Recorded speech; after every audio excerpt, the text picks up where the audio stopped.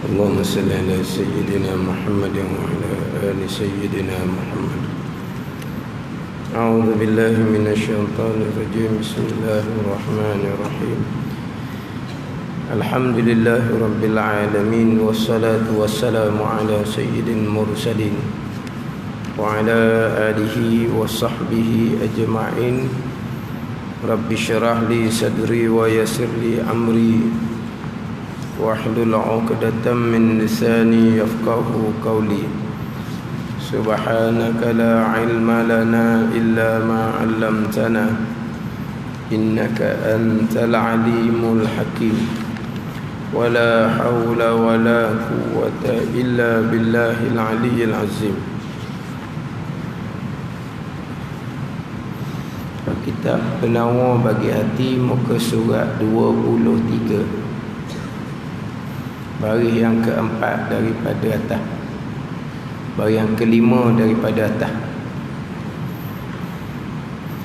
Qala al-muallifu rahimahullahu ta'ala wa nafa'ana bi'ulumihi amin. Kesembilan, ujub. Kesembilan daripada 10 sifat kecelaan yang menjadi asal, yang menjadi punca kepada sifat-sifat kecelaan yang lain. Kesembilan daripada 10 sifat kecelaan yang menjadi asal, punca kepada sifat-sifat kecelaan yang lain. Ujubun. Kita sebut dengan ujub. Kita sebut dengan ujub. Dia asalnya ujubun. Ujubun, bahasa Arab ujubun. Kemudian apabila kita berhenti, maka kita baca dengan baris mati. Maka jim di tengah tu memang baris asal dia mati. Ujubun, jim baris mati, ain baris depan. Kemudian apabila kita berhenti, maka huruf belakang tu kita baca. Bila kita berhenti, kita wakaf, maka huruf hujung tu kita baca dengan mati. Kemudian jim di tengah tu memang baris asal dia mati. Jadi jim baris mati, pun kita baca dengan mati. Jadi tak boleh nak baca. Jadi baca ujub. Lepas tu nak warna tu. Jadi jim di tengah yang asalnya baris mati, bubuh baris hidup. Nak ubuh baris ke apa tu? Tengok ain sebelum tu baris apa? Ain sebelum tu baris depan. Maka jim pun bubuh baris depan, ujub. Dia asal ujub pun, kemudian kita sebut dengan ujub. Macam contoh syukrun. Syukrun, shin bagi depan, kaf bagi mati. Jadi apabila kita wakaf, kita berhenti, ra di belakang tu kita baca dengan mati, kaf di tengah pun mati. Jadi bila dua huruf mati, kita nak baca ke mana? Syuk. Ataupun kita kaf di tengah yang asalnya baris mati itu kita perhidupkan, bagi hidup. Baris hidup ni ada depan, ada atas, ada bawah. Maka kaf nak baris apa? Tengok huruf sebelum kaf, shin bagi apa? Bagi depan. Kaf pun bubuh bagi depan juga. Syukur kita baca. Kan gitu? Syukur asalnya syukrun. Ujub asalnya ujubun. Sabrun kita baca dengan sabar. Sabrun, bagi mati. Bila kita wakaf, ra pun bagi mati. Maka tu bagi mati tu kita buh bagi hidup lah. Tengok huruf sebelum besar bagi apa? Bagi atas. Kita bagi atas juga. Sabar. Dia gitulah. Jadi dia asalnya ujubun. Kita sebut dengan ujub. Ujub ni kalau kita terjemah juga hairan diri, ataupun kita sebut dengan perasan. Orang sekarang diterjemah dengan kagum akan diri, dia kata ujub. Ujub ni diterjemah dengan hairan diri, perasaan. Ini sifat kecelaan yang ke-9, ujub, yang mana akan didatangkan tiap-tiap satu daripada sifat kecelaan ini pada satu-satu bab, satu-satu tajuk, yang mana mengetahui 10 sifat kecelaan ini adalah di antara ilmu yang wajib fardu ain kepada kita. Ilmu yang wajib fardu ain kepada kita dalam ilmu tasawuf adalah mengetahui 10 sifat cela. 10 sifat cela itu ilmu. Kemudian wajib fardu ain amal kepada kita adalah kita bersihkan hati kita daripada 10 sifat kecelaan.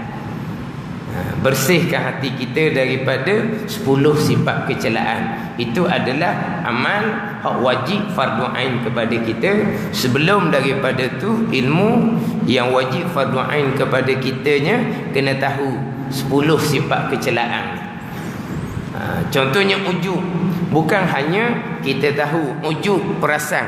Apa dia ujub? Apa dia ujub? Takrif dia apa ujub? Kemudian yang timbul sifat ujub ni puncanya daripada mana? Kemudian macam mana kita nak membersihkan hati kita daripada sifat ujub? Kita jangan hanya tahu mana 10 sifat cela. 10 sifat celanya adalah hasad. Contoh dengki. Apa dia hasad? Apa dia hasad? Kemudian apakah punca yang bawa kepada sifat hasad? Kemudian macam manakah kita nak nak buang sifat hasad yang ada di dalam hati kita? Ni satu-satu kena tahu. Bukan hanya kita tahu sebut hasad, dengki. Apa dia hasad dengki? Bukan hanya tahu perkataan hasad dengki saja. Kemudian sifat cela, kedekut dan kasih akan harta. Kedekut manakah sifat cela?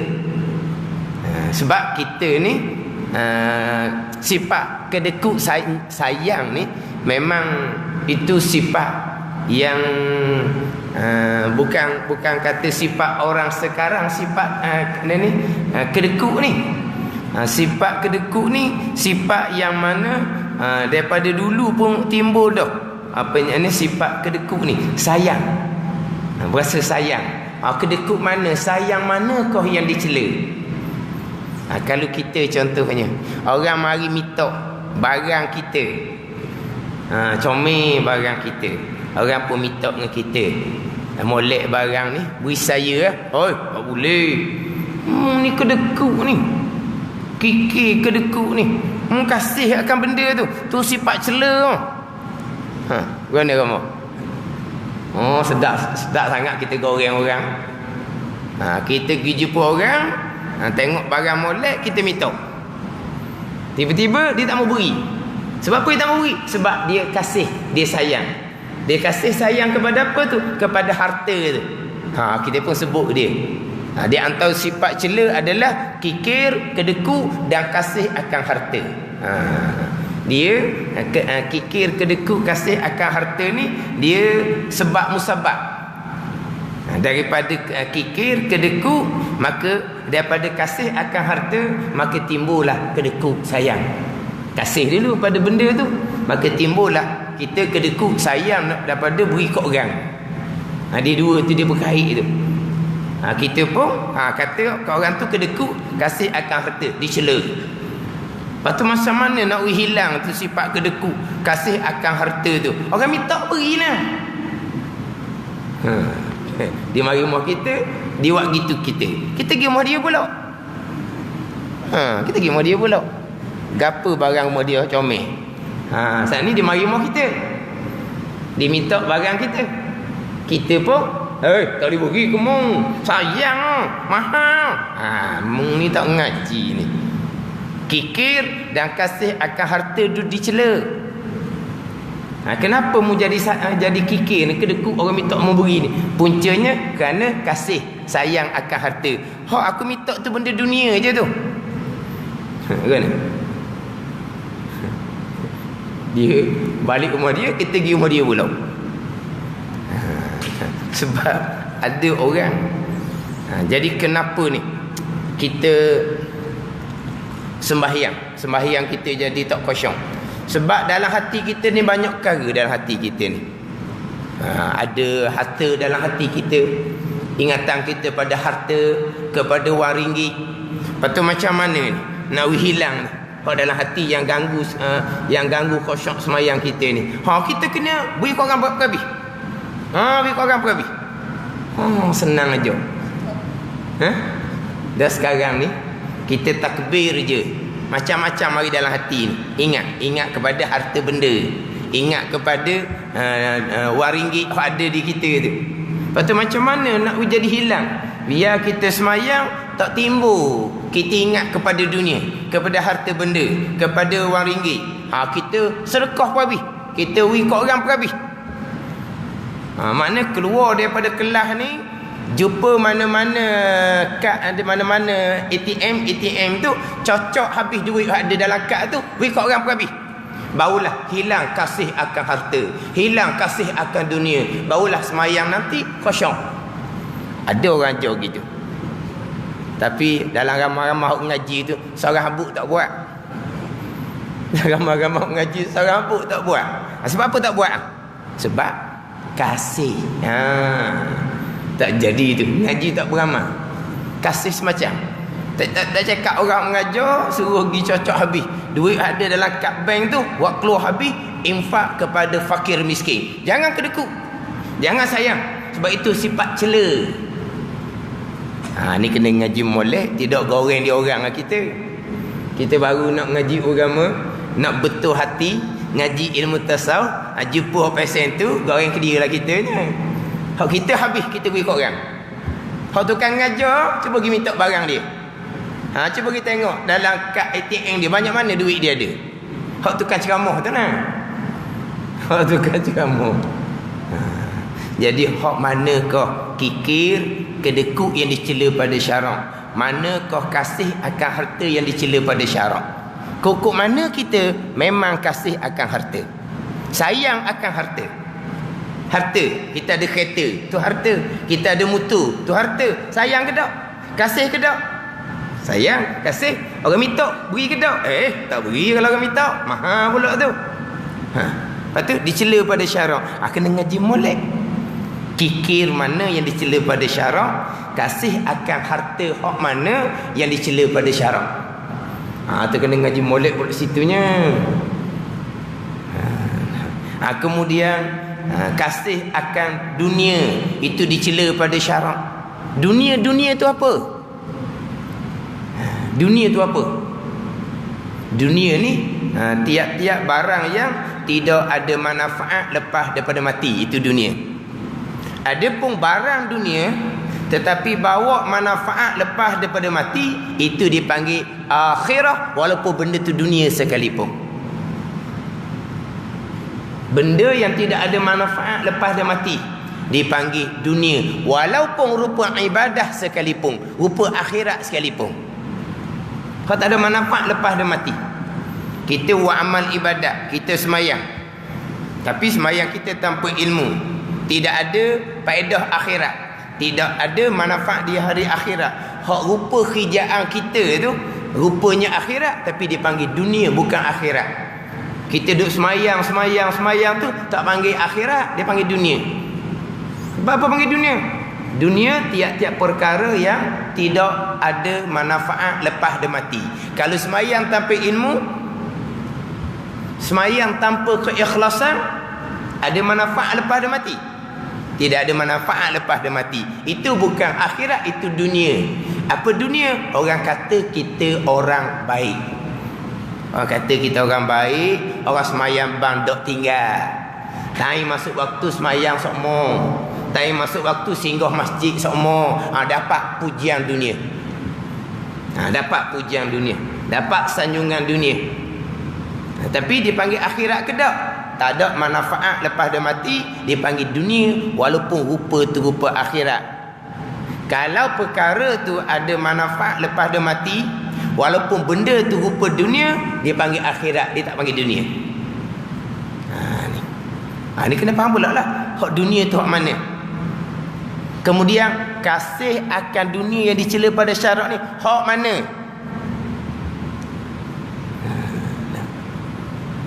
Kita sekurang-kurang orang awamnya, hak dicela pada syarak, hak yang kita nak kena jaganya, kasih akan dunia walaupun dunia yang diharamkan sekalipun.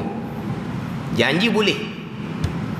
Janji boleh kita, dunia ke harta ke, tak kira hukum macam mana pun, hak tu hak kasih yang dicela pada syarak.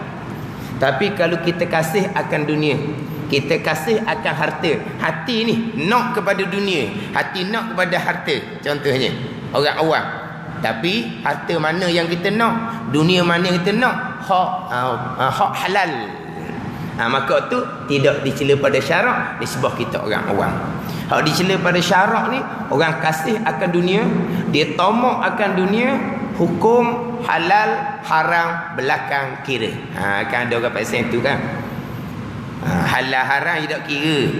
Bahkan dia kata pula, kalau main nak kira hukum halal haram tak jadi bayar. Tambahan pula sekarang, janji boleh, hukum tak kira. Tu hak kasih yang dicela pada syarak. Sifat terpujinya adalah zuhud. Tu sifat terpuji. Dia akan cerita pula di hadapan zuhud. Apa makna zuhud? Berpaling hati daripada dunia. Kena faham pula, zuhud berpaling hati daripada dunia, bukan buang dunia di tangan. Kena beza antara zuhud dengan fakir. Fakir lain. Fakir orang yang tidak ada harta di tangan. Fakir. Zahid orang yang berpaling hati daripada dunia. Dia zuhdun sifat. Orang yang bersifat dengan zuhdun dipanggil zahid. Fakrun orang yang tidak ada dunia di tangan. Fakir orang yang tidak ada dunia di tangan. Dia zuhud. Orang yang zahid dengan orang fakir, dia tidak berlaziman dua tu. Ada orang yang zuhud serta fakir, ada orang zuhud serta kaya. Contoh sahabat, kita maklum, sahabat zuhud berpaling hati di dunia. Hak sahabat hak rapat dengan Nabi, Sayyidina Abu Bakar radhiyallahu anhu banyak harta, Sayyidina Umar radhiyallahu anhu banyak harta, Sayyidina Uthman radhiyallahu anhu kita maklumlah. Cerita pula ada Sayyidina Abdul Rahman bin Auf. Tu lagi lah orang sahabat yang banyak harta. Kita jangan ingat Sayyidina Abu Bakar radhiyallahu anhu orang yang tidak ada harta. Jangan kita ingat Sayyidina Umar radhiyallahu anhu orang yang tidak ada harta. Sahabat yang berharta, tapi hatinya zuhud. Hak tak ada hartanya Sayyidina Ali karramallahu wajhah. Orang yang kadang-kadang dikasih akan dunia, ditomak akan dunia, terkadang di tangannya tak ada dunia, fakir dia panggil. Baru kena beza molek. Kita kadang-kadang hak sini kita tukar dah. Tengok orang harta banyak, ahli dunia, bukan orang zuhud. Tengok orang harta tak ada, ni baru zuhud. Tu salah. Ni tak kenal sini. Zuhud tidak kenal zuhud dengan fakir. Zahid dengan fakir tak ada nak beza. Mana?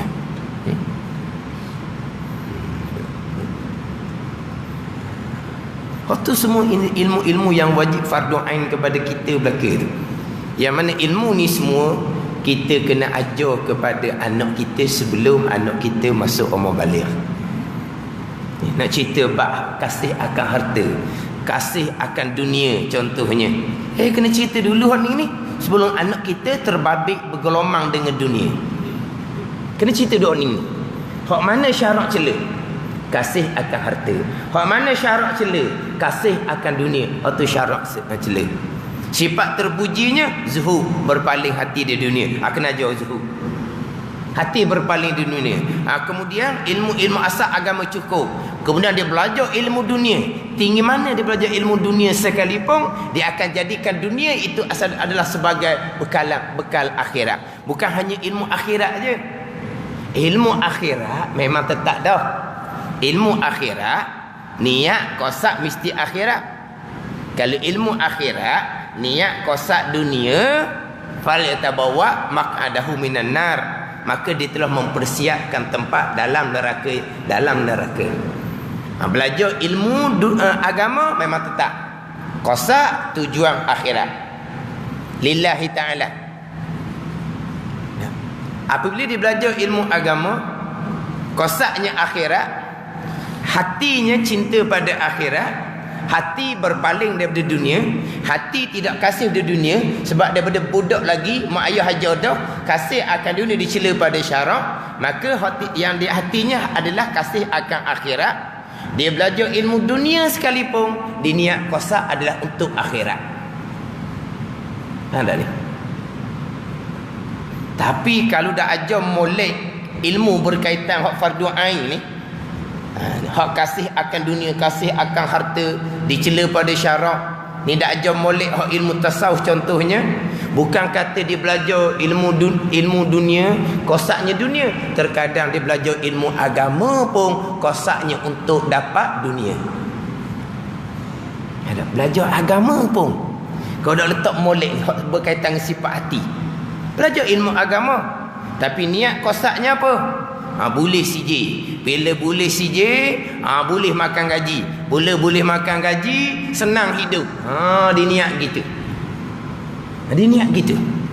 Niat adalah kerana dunia. Fatabawa maka adunan nar, dia telah mempersiapkan tempat dalam neraka. Belajar ilmu agama. Dah salah ke boleh CJ? Tak ada salah. Ada CJ, mudah sikit. Kalau nak cerita agama, CJ-nya apa? Contohnya. Tapi itu atas niat hati masing-masing. Kalau dia niat hati kerana nak dunia, ni terkadang dia berilmu agama. Niat je nak dapat CJ, nak dapat kedudukan, nak dapat gaji. Apabila dia dapat kedudukan, dapat gaji, oleh kerana terkadang untuk jaga kepentingan dunia dia tu, dia akan sembunyikan ilmu agama yang dipelajari. Faham tak ni? Ni kadang-kadang orang belajar agama, apabila berlaku kemungkaran, senyap aja. Tiba-tiba orang belajar ilmu dunia pula hak sungguhnya. Orang belajar ilmu dunia, jadi cikgu sains, jadi cikgu matematik. Tapi kalau berlaku benda mungkar, mereka hak bunyi mula-mula. Kalau bunyi cakap khabar hak salah dengan hukum agama, mereka hak bunyi mula-mula. Paling kepada orang agama ustaz, dia pun lari lalu dah, tak berbabi. Sebab apa? Kalau bunyi mulut je, orang cok. Bila orang cok je, payah nak naik pakak, payah nak oleh gaji besar. Ni mari mana ni? Ni dah letak molek ni. Ada letak molek hak bakti, hak kita nak kena ajar anak kita sebelum masuk umur balik. Mana kalau kita letak molek hak sifat hati ni, benda dunia akan jadi akhirat, ilmu dunia akan jadi akhirat. Tapi kalau hak hati dah letak molek, ilmu akhirat tujuannya dunia, akhiratnya neraka. Tapi kalau letak akhirat molek, letak agama molek, dia belajar agama kerana agama. Dunia tu yang kurniakan. Bukan tak dapat dunia, tapi dapat dunia dengan redha Allah Subhanahu wa taala. Dia belajar ilmu dunia pula. Niat dia untuk untuk jadi khalifah atas muka bumi. Kalau dia belajar ilmu-ilmu perubatan, niat dia nak ubat orang biar orang jadi sembuh. Bila jadi sembuh ni boleh mudah buat ibadat. Maknanya dia niat akhirat. Dunia dia jejah ke tak? Dunia tak jejah. Orang niat akhirat, dunia tak akan jejah. Dia niat akhirat kerana ilmu akhirat, dia niat akhirat akan ilmu dunia, dunia tidak akan terjejah. Tapi akhirat dia akan dapat balasan kebaikan selama-lamanya. Ini hak berkait dengan persoalan hati.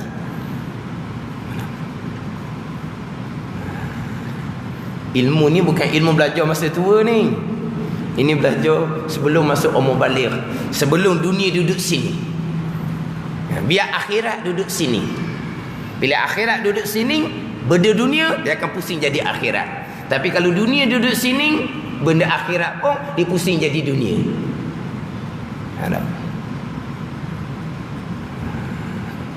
Sebab kita ni duduk atas dunia. Jadi macam nak pastikan bahawa kita tidak kasih akan dunia, kita kasih kepada akhirat. Tapi kalaulah ilmu agama pun tak belajar, belajar ilmu dunia semata-mata, ni hati dunia semata-mata, cakap khabar mulut pun cakap khabar dunia semata-mata, buka mata je mak ayah cakap dunia, nak pejam mata mak ayah cakap dunia, maka dunia duduk sini. Macam mana pula kemudian? Tu kena mujahadah lah. Kena mujahadah. Kemudian di peringkat-peringkat lah pula tadi lah. Hak kasih akan harta yang dicela, hak setakat mana? Kasih akan dunia dicela, setakat mana? Contohnya kasih akan kemegahan yang dicela, setakat mana? Ni kena ngaji tiap-tiap bab, tiap-tiap tajuk lah. Kasih akan harta, kasih akan kemegahan, kasih akan dunia, kemudian dapat harta, dapat kemegahan, dapat dunia, maka timbullah sifat kecelaan ke-8, takabur. Timbullah sifat takabur. Sebab apa? Matlamatnya harta, matlamatnya adalah kemegahan, matlamatnya dunia, Tuhan beri ke dia hak matlamat dia tu. Maka timbul di hatinya apa? Timbul takabur. Dia membesar diri dengan harta yang dia ada, kemegahan yang dia ada, dan dunia yang dia ada. Maka timbul pula sifat takabur.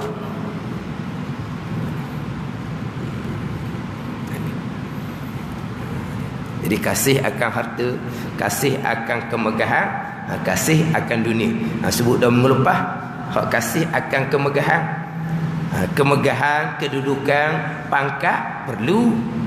Tetapi yang dicela adalah kasih akan kemegahan. Kasih yang mana kasih akan kemegahan, hak Nabi kata hubbul jah wa hubbul mal yumbitanin nifaq fil qalbi kama yumbitul ma'ul bagla. Kasih akan kemegahan dan hubbul jah wal mal, kasih akan kemegahan dan harta akan menumbuhkan, akan menerbitkan sifat nifak di dalam hati, sebagaimana Nabi kata menumbuh oleh air akan sayuran. Tumbuh sayuran, segar sayuran mari daripada air. Nak mari mana tumbuh sifat nifak dalam hati? Mari daripada kasih akan kemegahan dan kasih akan harta. Orang yang kasih akan kemegahan, orang yang kasih akan kedudukan, kasih akan pangkat, dia akan dikorbankan segala-galanya untuk dapat kemegahan, untuk dapat pangkat, wa imam agama sekalipun, wa imam maruah sekalipun mereka sanggup korbankan. Kalau orang yang kasih akan kemegahan, kasih akan kedudukan, kasih akan pangkat, matlamat dia pangkat tu matlamat dia. Celek mata hak tu dalam hati perut dia, hak mulut dia. Nak tidur malam pun hak tu, mengigal pun hak tu juga. Siapa ketua, hak tu lah hak matlamat dia nya.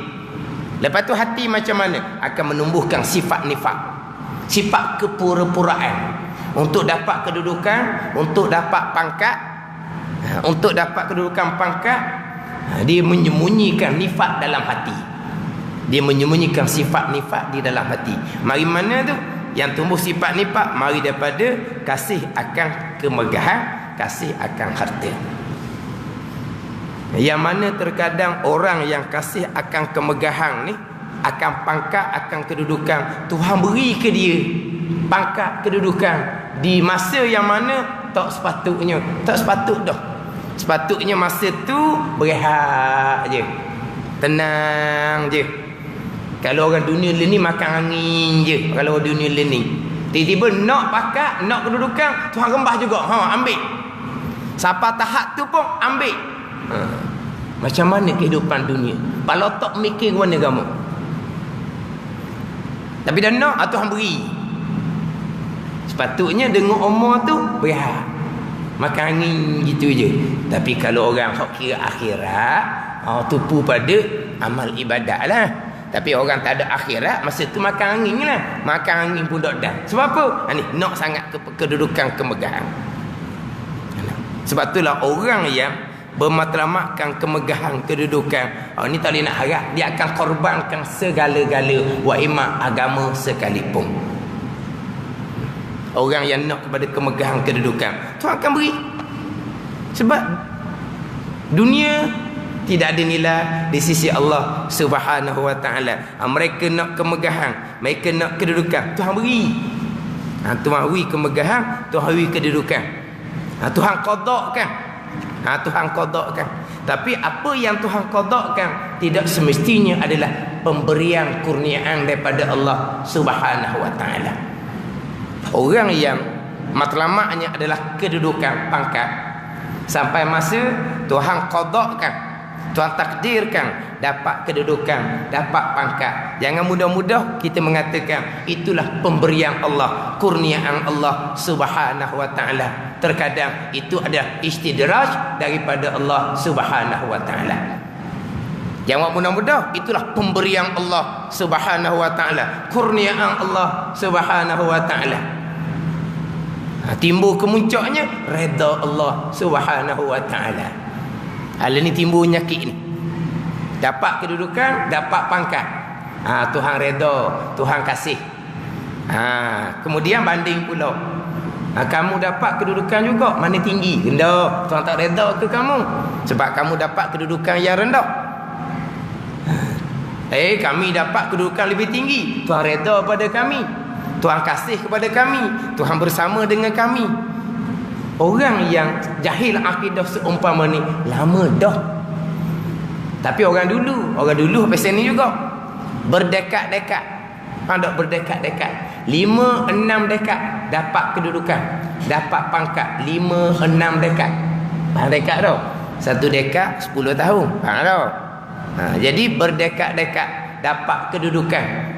Mereka mengatakan Tuhan redha kepada kami, Tuhan bersama dengan kami. Ini orang yang jahil akidah, jahil pegangan. Naik hak baru supaya juga jahilnya. Kami pula naik, kami pula Tuhan redha, kami pula Tuhan bersama. Sama-sama jahil kena-kena. Tu'til mulka man tasha wa tanzi'ul mulka mimman tasha. Tu'til mulka man tasha. Engkau mengurniakan, engkau mengkehendaki. Tu'ti engkau beri, engkau beri. Tu'til mulka man tasha. Engkau beri kerajaan kepada sesiapa yang engkau kehendak, dan engkau cabut kerajaan daripada sesiapa yang engkau kehendak. Yang kita duk baca dalam wirid sembahyang tu, dalam surah Al-Imran tu.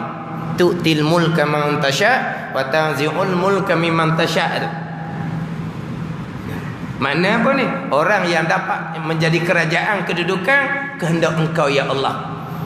Orang yang jatuh kerajaan, orang yang dicabutkan kerajaan, kehendak engkau ya Allah. Semuanya kehendak Allah Subhanahu wa taala. Tetapi kehendak Allah, redha Allah, bersama Allah tidak berlaziman. Tidak berlaziman. Diangkatkan kerajaan Nabi Sulaiman alaihissalam, kerajaan Nabi sallallahu alaihi wasallam, kehendak Allah Subhanahu wa taala. Naik kerajaan Firaun Namrud, kehendak Allah Subhanahu wa taala. Tapi kehendak Allah dan redha Allah tidak berlaziman. Kehendak Allah, redha Allah tidak berlaziman. Kena ngaji akidah. Jangan mudah-mudah dapat kedudukan dan kamu memperjuangkan untuk dapat kedudukan. Agama belakang kira. Tuhan qadakkanlah kedudukan dan kamu nak sangat. Tapi di akhirat nanti adalah bagian kamu. Tapi jangan mudah-mudah, itu pemberian, kurniaan daripada Allah Subhanahu wa taala. Itu timbul kemudian tu Tuhan redha, Tuhan bersama.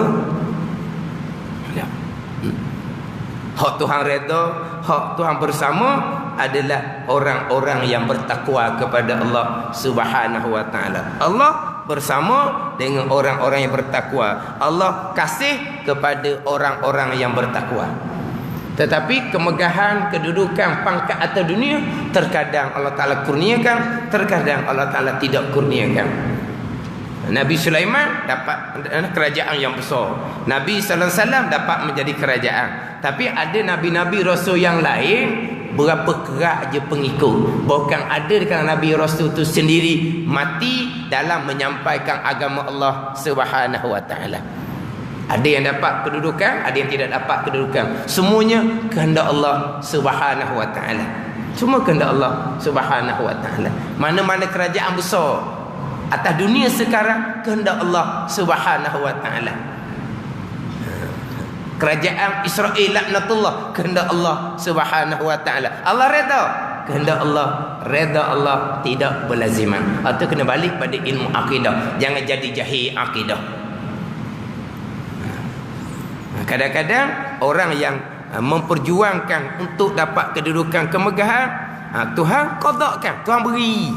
Beri sebagai istidraj daripada Allah Subhanahu wa taala. Akhirnya dapat harta, dapat kemegahan pangkat, dapat dunia, maka timbullah sifat takabur, sifat membesar diri. Timbul sifat membesar diri. Sifat yang ke-8 membesar diri. Yang ke-9 ujub. Yang ke-9 ujub, perasaan hairan diri ataupun disebut sebagai kagum akan diri. Dia takabur dengan ujub ni. Dia ujub ni dia tak lakuh atas orang. Ujub dia tak lakuh atas orang. Dia hairan diri dia je. Dia hairan diri banyak ilmu, dia hairan diri banyak amal. Tapi bukan banyak ilmu daripada orang lain, bukan banyak amal daripada orang lain. Naik atas orang lain, itu jadi takabur. Jadi ujub ni jadi kagum akan diri. Kagumlah orang tak belajar, tapi kita ni jadi rajin belajar. Contohnya dalam keadaan zaman sekarang ni, jadi kita ni jadi lain. Maknanya ilmu ada, amal ada. Duduk dalam masyarakat macam sekarang pun bab ilmu kita tetap mengaji, bab amal kita tetap buat amal. Kita tak terpengaruh dengan masyarakat. Kita pun hairan diri kita. Hairan macam mana kita ni kelah, kita ni dok. Ilmu banyak, amal banyak. Atau mengapa? Ujub, perasaan, hairan diri dia panggil. Ujub, perasaan, hairan diri. Kemudian dia akan datangkanlah. Kita hairan diri. Kita hairan diri pada perkara apa? Hairan diri kerana kita banyak ilmu. Hairan diri kerana kita banyak amal. Jadi kita hairan diri kerana kita banyak ilmu, hairan diri kita banyak amal. Kita boleh ilmu ni, kita boleh buat amal ni mari mana? Kita la haula wala quwata illa billahil aliyyil azim. Kita tidak ada daya upaya untuk meninggalkan maksiat, untuk mengerjakan ketaatan. Kita tidak ada daya upaya, melainkan kesemuanya adalah taufik hidayah daripada Allah Subhanahu wa taala. Kenapa kita nak hairan diri kepada ini ilmu dan ini amal ibadah kita yang hakikinya taufik hidayah daripada Allah Subhanahu wa taala. Kita tak ada apa sekara pun hakikinya. Naikkan diri buat apa? Bahkan kita wajib bersyukur kepada Allah Subhanahu wa taala atas ilmu amal yang ditaufikkan oleh Allah Subhanahu wa taala. Kita hairan diri betul apa pula? Kita hairan diri kerana kita orang comel.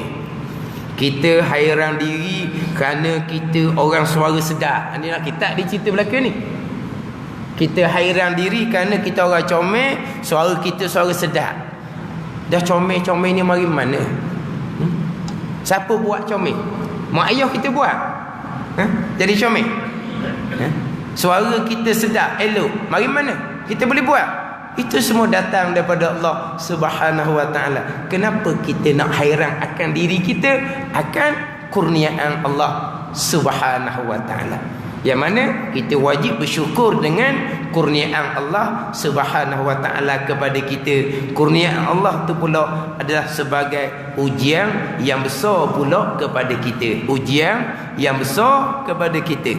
Ilmu, amal, ujian yang besar kepada kita pula. Dia akan ceritalah pula macam mana nak buang sifat ujub, sifat perasaan, sifat hairan diri. Itu yang ke-9. Ke-10 riya. Ke-10 daripada 10 sifat kecelaan riya. Riya ni lawan kepada sifat ikhlas. Kita sebut kata riya menunjuk-nunjuk. Itu kita. Riya menunjuk-nunjuk. Apa panggil apa? Ngendeng. Tahu? Ngendeng panggil. Menunjuk-nunjuk. Dia riya buat amal akhirat kerana tujuan dunia, itu dipanggil riya. Menunjuk-nunjuk itu dari segi bahasa. Riya dari segi bahasanya adalah menunjuk-nunjuk. Riya lawan kepada sifat ikhlas. Riya buat amal akhirat kerana nak dapat habuan dunia, itu dia panggil riya. Riya haram, dosa besar. Riya haram ijma' ulama, dan riya adalah dosa besar. Kita riak sekali maka jatuh pasik dah kitanya dalam agama. Wallahu a'lam. Bismillahirrahmanirrahim. Alhamdulillahirabbil alamin. Wassalatu wassalamu ala sayyidil mursalin wa ala alihi wa sahbihi ajma'in. Allahumma ftah alaina futuhal arifin. Allahumma allimna ilma akdamin wa fahimna famasabikin warzuqna riqat talibin. Allahumma zidna ilman wa alhiqna bis salihin. Wa sallallahu ala sayyidina Muhammadin wa ala alihi wa sahbihi wa sallam. Walhamdulillahi rabbil alamin.